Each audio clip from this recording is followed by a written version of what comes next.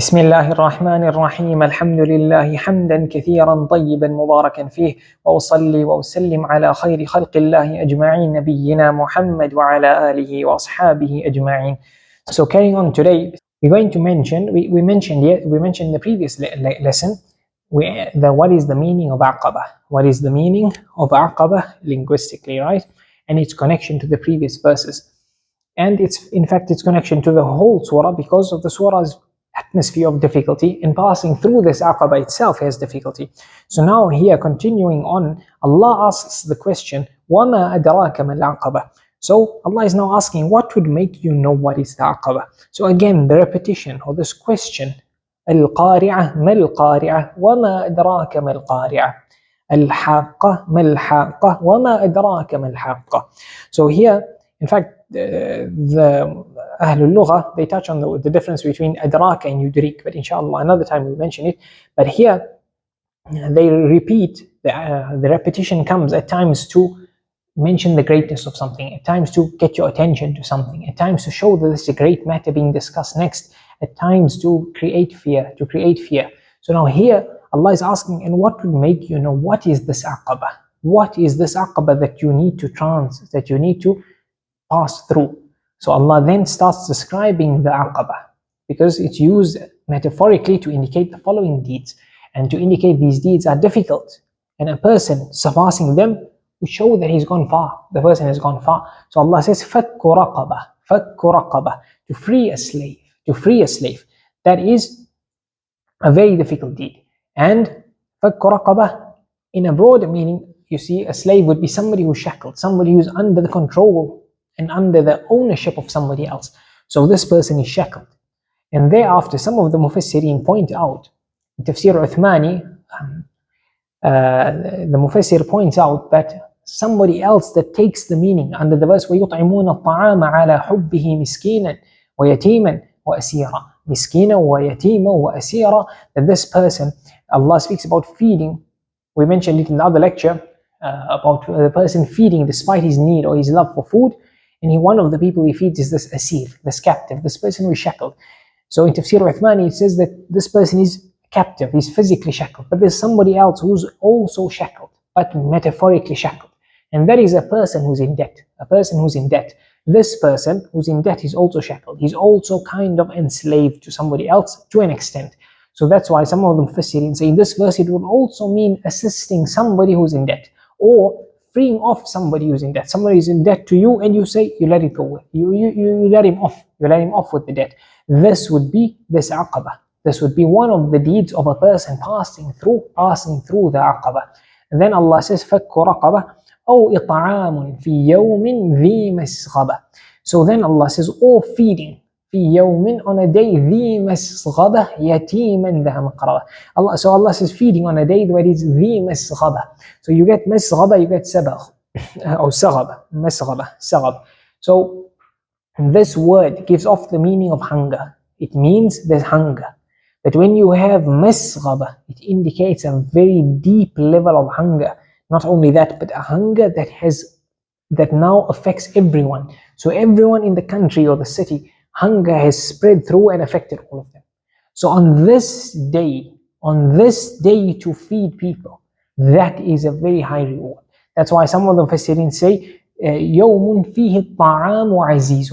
On that day, food is something very valuable to get your hand on.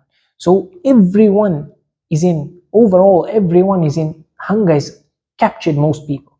And these few who feed others, when everyone is in hunger, they themselves could be to an extent of hunger, yet they feed. This is one of the deeds that get a person past this Aqaba. And then specifying who to feed, yatiman ذا مقربة. Who should you feed and take care of? Allah says, yatiman, an orphan. ذا مقربة, an orphan that is your relative. He has a relation with you.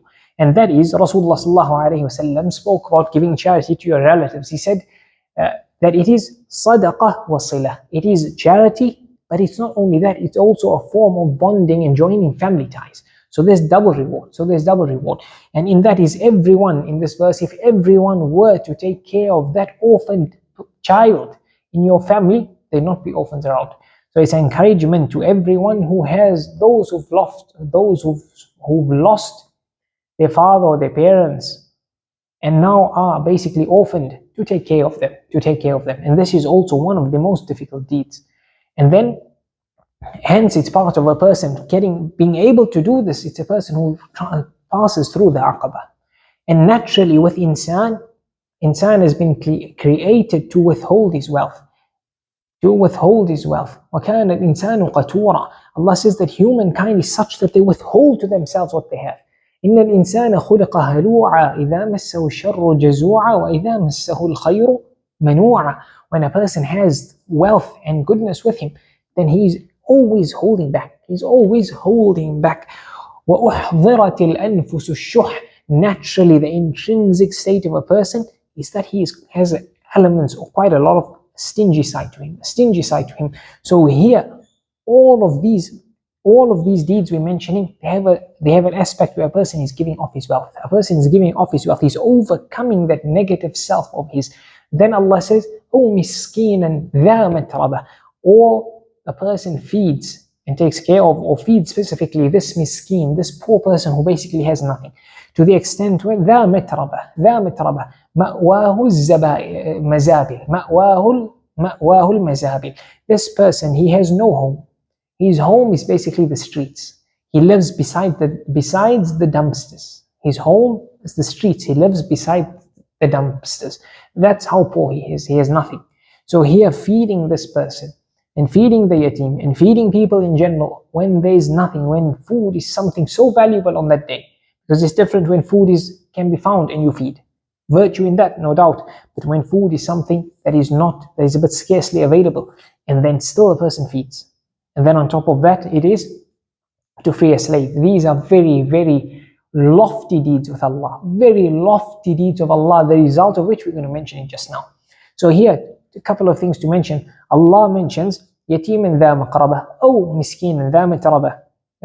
Allah says فَكُّ رَقَبَةٍ أو إطعام في يوم ذي مسغبة يتيما ذا مقربة أو مسكينا ذا متربة. So here Allah uses the word "o" every time. So Allah gives you the option of saying "or," and that's from the mercy of Allah. Allah is not saying for a person to get through the aqabah and to be able to get himself to those people of Jannah with these deeds, that he has to do each one of them. He didn't say these people feed the slaves and then they feed and then they do this and then they take care of the orphan and then they do this. Allah says they do this or they do this or they do this or they do this.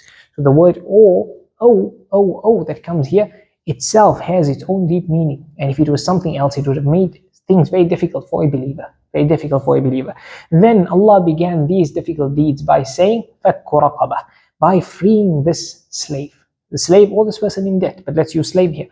And that shows that Islam is very conscious in trying to make people free, in trying to end slavery.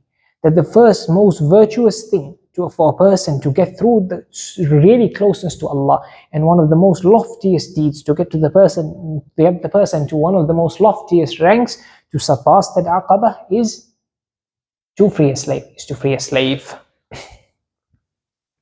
Then the next thing connected to this, Allah mentions of the slave, Allah mentions of people in hunger, the poor person who has nothing, and also this orphan. And this has a connection to this surah where Allah says لَقَدْ خَلَقْنَا الْإِنسَانَ فِي كَبَدٍ. These people have some of the most difficulties. The person, a human, Allah has created the human going through so many hardships and challenges in his life. Amongst people who are going through the most hardships and challenges are those people, the orphan. Those people who can't find a morsel to put into their mouth. Those people who are so poor they can't find food, they can't find shelter. Or that person who's a slave, who's owned and enslaved to somebody else, who's owned by or enslaved by, a slave to somebody else. Then it connects to what? The verse يَقُولُ أَهْلَكْتُ مَالًا لُبَدًا. That person boastfully saying, or that person dishonestly saying, or that person just boasting, using his wealth in ways that he's destroying his wealth. And we said that using your wealth in ways that please Allah is not destroying your wealth. So here, this يَقُولُ أَهْلَكْتُ مَالًا لُبَدًا fits with these people. Why? Because if this person did not make ihlak and destruction to his wealth, he would have used it in these causes and other causes that please Allah. So that person, if he were to not destroy his wealth and he spent it here instead, that would have been the most profitable usage of his wealth for him.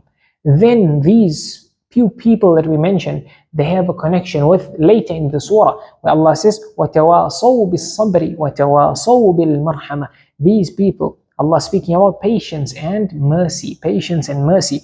These people, the slave, needs so much of patience to go through his life of being a slave. And then to go through the days when there's no food. For a person to go through that, he needs to have so much of patience. And for an orphan, the amount of patience he needs as he goes through his life being an orphan. Being an orphan when he has no one to take care of him, or she having no one to take care of her. Or this person who has no home, no shelter, no food, this miskin whose home is basically on the streets. This person needs the utmost patience as well. Then the connection to mercy, that person who's a slave, the owner of the slaves needs mercy in dealing with the slave. And then the most mercy in freeing the slave. And then on the day when there's no food, that is a day where mercy needs to be prevalent amongst everyone, to feed one another, to look after one another.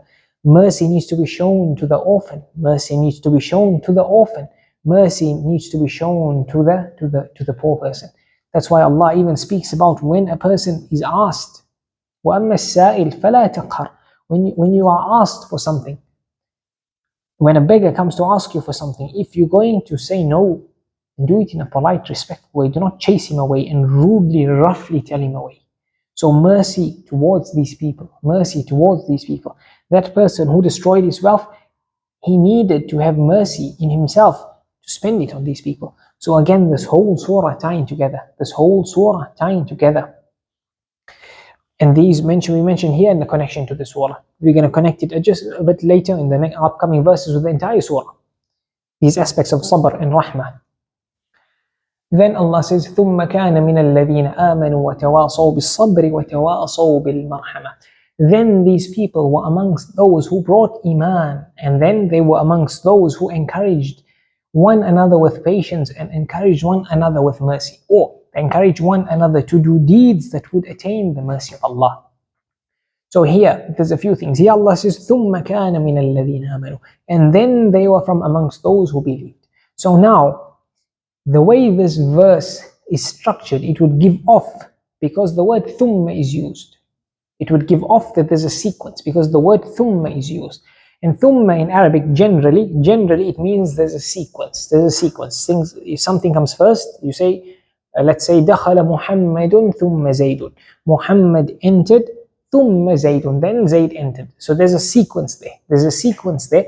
But not only that, there's a sequence, but when thumma is used, generally, it means there's a sequence, but there's also a time difference. There was also a delay.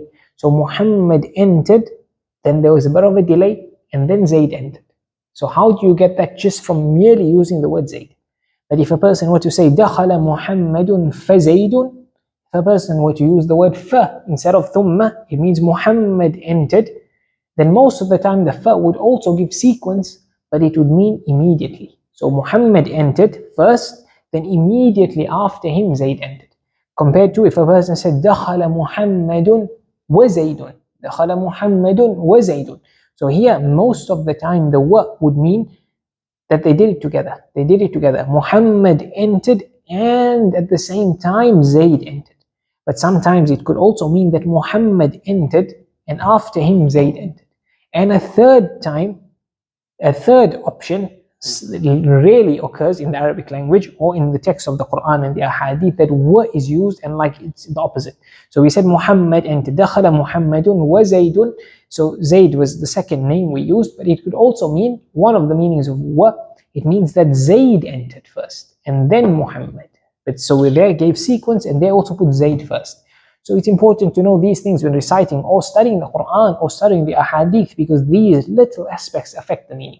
So when thumma is used, it indicates a delay. Or fa is used, then it indicates that something happened. There was sequence though, but it happened right after each other. And wa, it indicates many times that happened equally.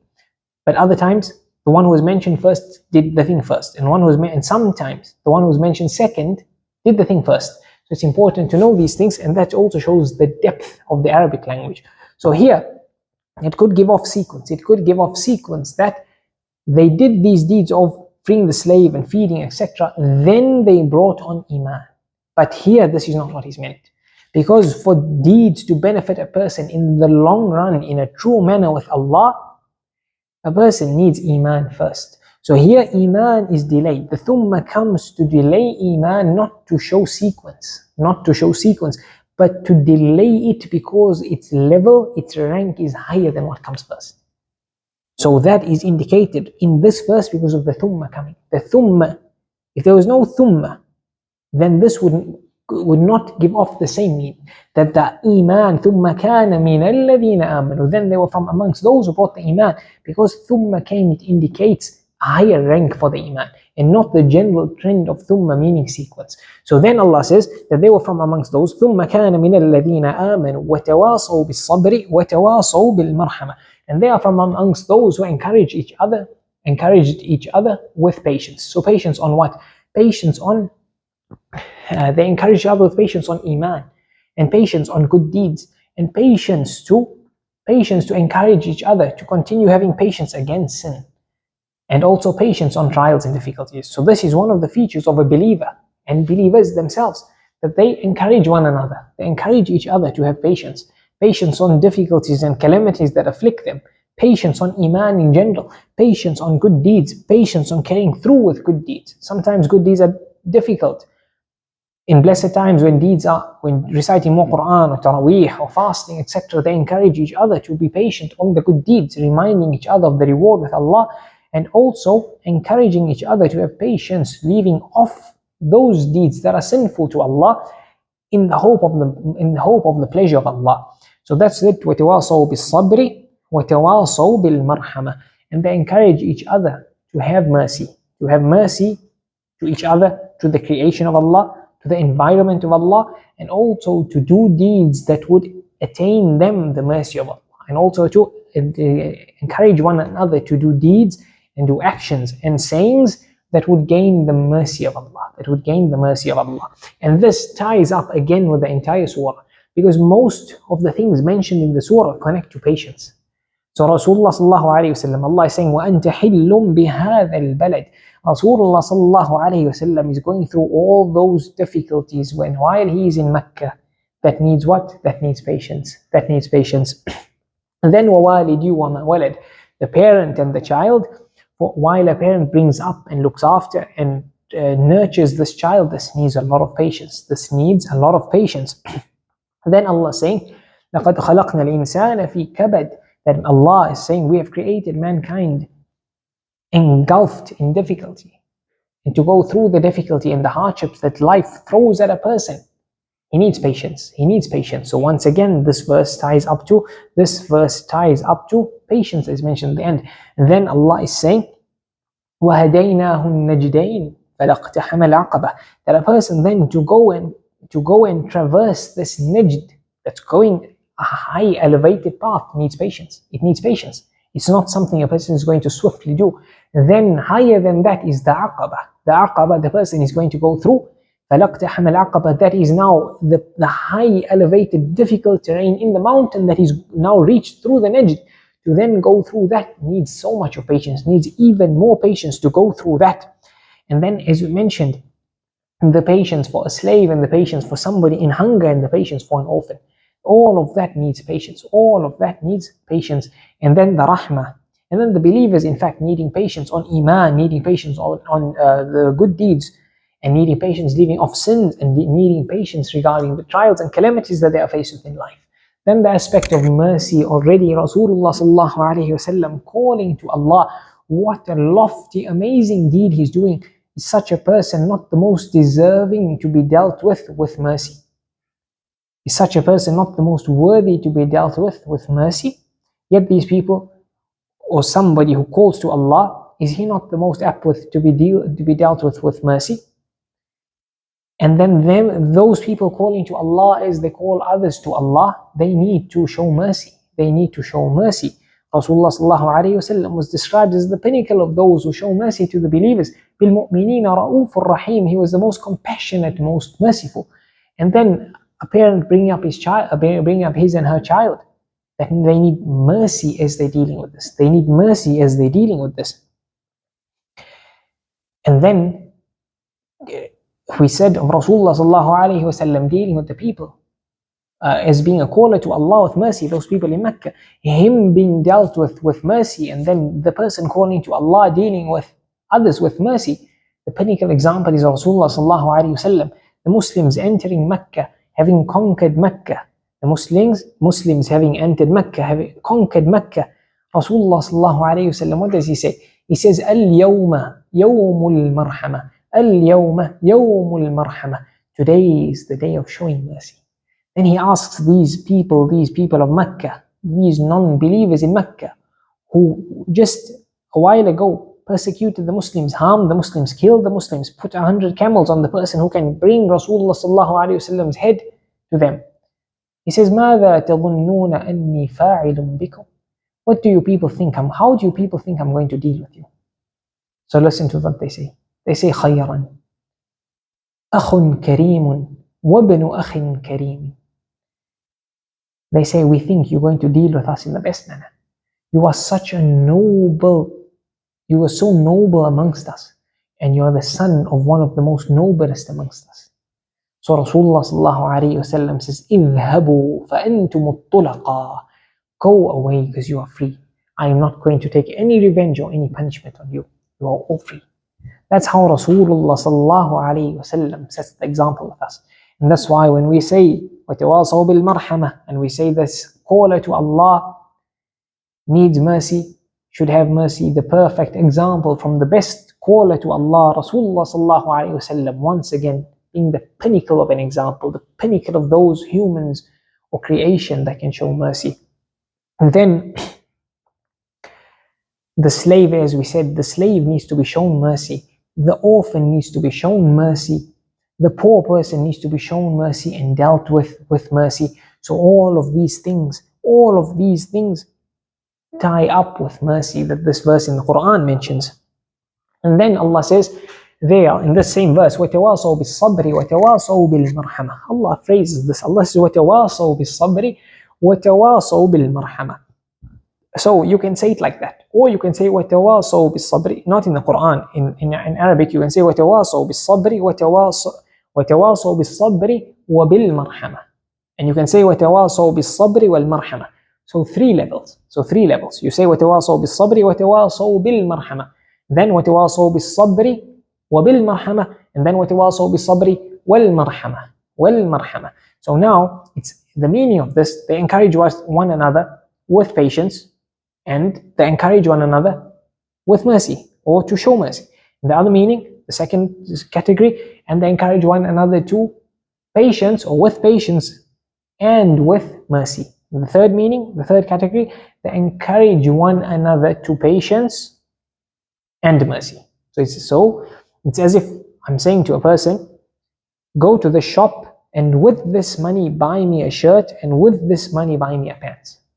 The second way of saying it, go to the shop with this money, buy me a shirt and buy me a pants. The third one, go to the shop and with this money buy me a shirt and a pants.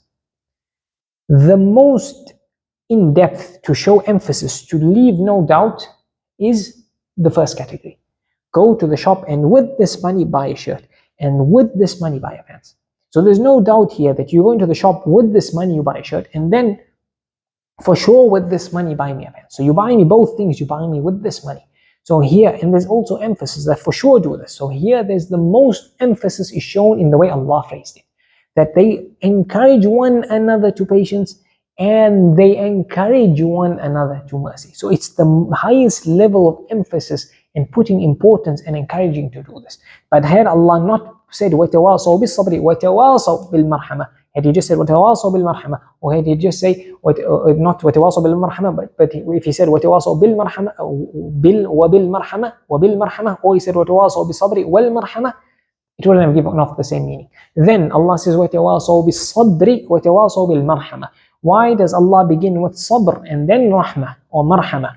And they say because the sequence of this chapter of the Quran, those things that require patience come first, and then or more so incline towards patience come first, and then those things that incline more towards mercy come second. So where the patience of Rasulullah sallallahu alaihi wasallam, or the suffering Rasulullah sallallahu alaihi wasallam, the Muslims go through in Mecca, they need more patience. Their patience goes more. A person going through difficulty in his life, patience comes more. Going past the Aqaba and the Najd, or the Najdain, it needs patience. And thereafter, towards a slave, towards the poor, towards an orphan, their mercy has more of an angle. Their mercy has more of an angle. So because what comes first inclines more towards patience, and what comes second inclines more towards rahmah or marhamah, patience comes first, then marhamah comes first. Then another question is, in Surah al Asr, Allah says, إِنَّ الْإِنسَانَ لَفِي خُسْرٍ إِلَّا الَّذِينَ آمَنُوا وَعَمِلُوا الصَّالِحَاتِ وَتَوَاصَوْا بِالْحَقِّ وَتَوَاصَوْا بِالصَّبْرِ. So there Allah is saying here in Surah Al-Asr, وَتَوَاصَوْا بِالْحَقِّ وَتَوَاصَوْا بِالصَّبْرِ. So why does Allah mention haqq here? So that is because in this surah of Surah Al-Asr, Allah speaks of in general, mankind in general are at a loss, except those who believe and do good deeds and encourage each other, and encourage and advise one another to the truth.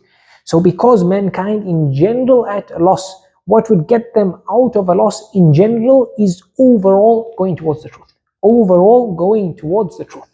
That's why it's more apt, or it's apt here, more apt here to use haqq and to use haqq first. We're going to mention it now.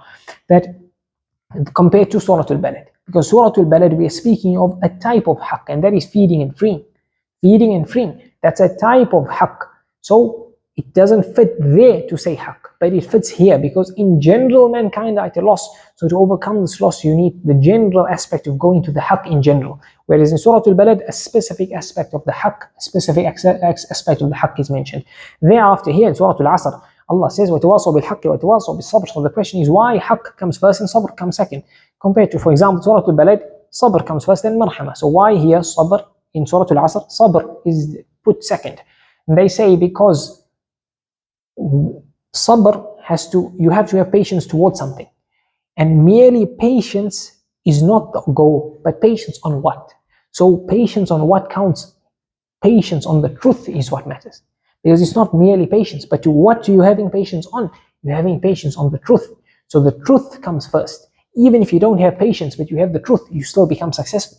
Even if you don't have patience but you have the truth, you become successful. So what is more important is the haqq, and then secondary is patience. But patience on what? Patience on the haqq. So they in Surah Al-Asr, وَتَوَاصَوْا بِالْحَقِّ وَتَوَاصَوْا بِالصَّبْرِ fits, and in the exact sequence there, but not the same in Surah Al-Balad. In Surah Al-Balad, the perfect, correct sequence would be وَتَوَاصَوْا بِالصَّبْرِ وَتَوَاصَوْا بِالْمَرْحَمَةِ. Okay, we'll end at that verse, and then we'll finish the last couple of verses inshallah in the upcoming lesson. وصلى الله وسلم وبارك على نبينا محمد وعلى آله وأصحابه أجمعين والحمد لله رب العالمين.